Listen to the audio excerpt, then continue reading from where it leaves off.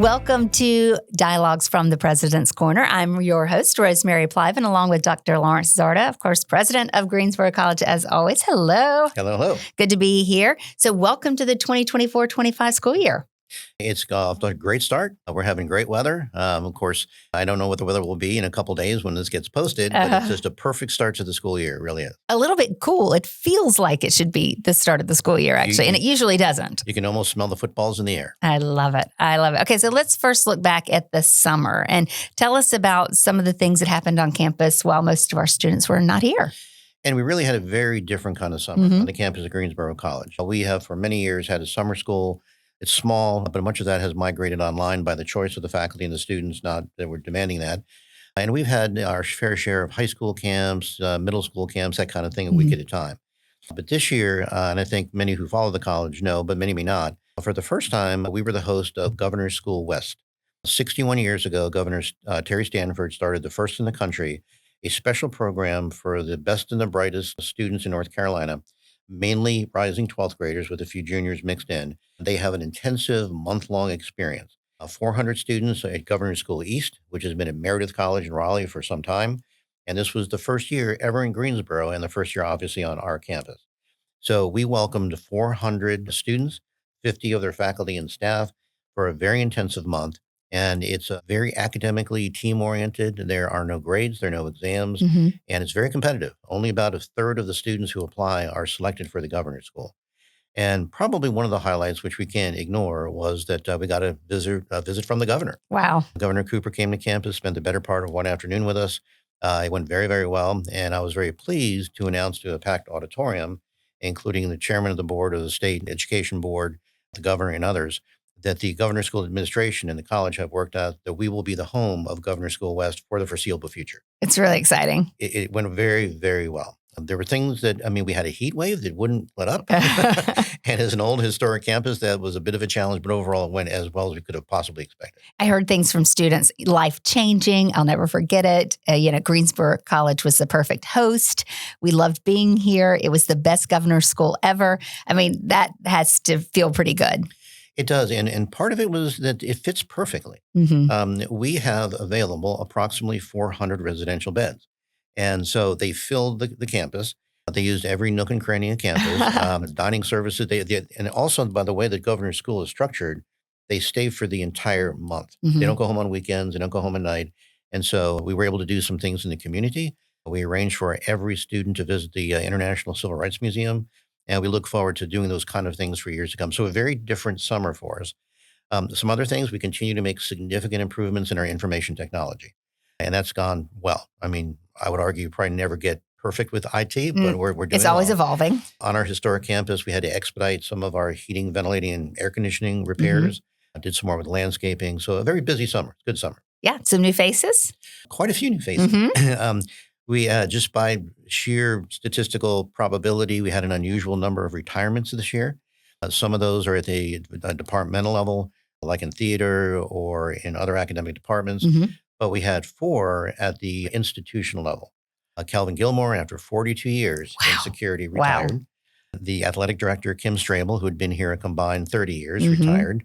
Also, our chief financial officer, who had been here 14 years, moved to new opportunities. So we've been able to hire and announce their successors, including new staff and other new faculty.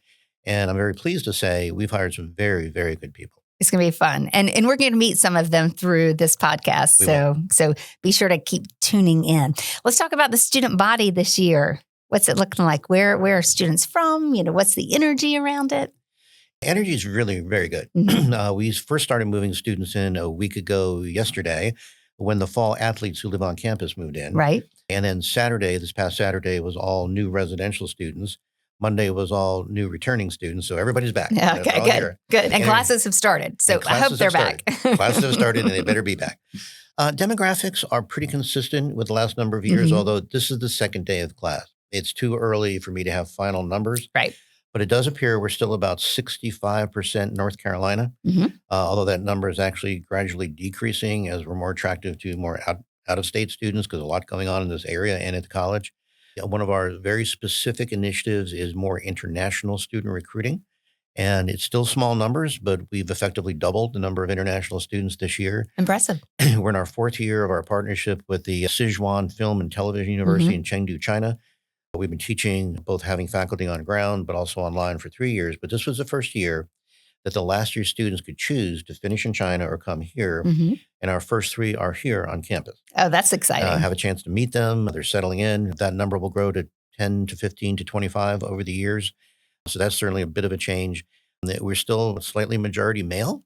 And that is because even though we're non-scholarship Division III, we have some large roster teams on the men's side, like football and like baseball. And so demographically, we continue to refine a bit, but it looks a lot like it's looked for a number of years now. Yeah, biggest football team ever? Is that what I hear? Probably. Wow. Okay. Our roster will probably, and again, this is more typical for schools like us. Our roster may be at about 120. Wow. Pretty fun. All right. So what should we look out for in our campus community this year? What new things or what returning things that you're excited about? A couple of things I think will stand out. One is that as we make more improvements in information technology, students and faculty are going to see real upgrades already in place for the beginning of the semester in many of our classrooms and our conference rooms, our assembly rooms, smart boards, higher speed Wi-Fi, all of that. And on the one hand, okay, that's a utility. In today's modern world, that's critical. And we've really made some investments there. The international students on campus, we believe we have maybe 7 to 9 countries represented. That will be more noticeable, but it will continue to grow. There is a preference for more coursework online, and so there will be more online offerings. We now offer 4 undergraduate programs fully online, and a master's program in teaching English to speakers of other languages, which is either online or a hybrid. Again, quite a few new faculty and staff, and many are going to make their mark pretty quickly. They're very public, like our director of security or our athletic director. They're very public people. I also think that now the governor's school is going to be settled here for years. We'll be working with them during the academic year in a way that we could not, because we only really found out in February or March that this was going to work for this year. That's a lot. So what are you most looking forward to about this school year? I'd say I'm looking forward to the sense of community truly returning after the pandemic. Now, did the pandemic end or not? Some argue about that. The major pandemic's over. But indeed, we have faculty, students, and staff who are out right now with COVID. It's still with us. But I really thought last year was a turning point. But this year, I really think it's going to feel like a regular school year on campus. So I really do look forward to that. Some of our newer programs are really getting traction. Some of our new majors in areas like public health or supply chain management, interactive gaming and media. We're beginning to populate those with enrollment as we move forward. Our workforce development efforts, the online certificates.